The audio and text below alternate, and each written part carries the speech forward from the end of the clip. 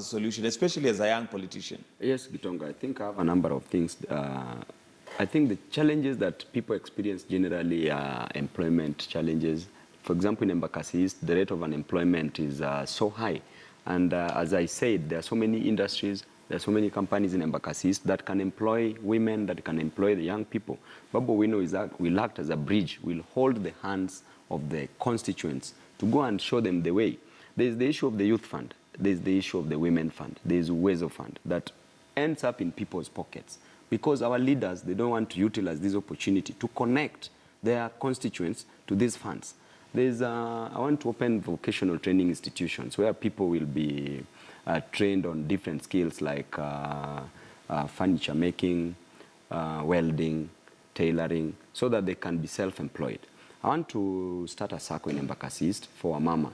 This circle, people will come, people will fundraise, and then in every ward there will be an office for the circle. Women will be given loans to start up businesses, then given a duration to refund the money. There are also talent nurturing that will be done there.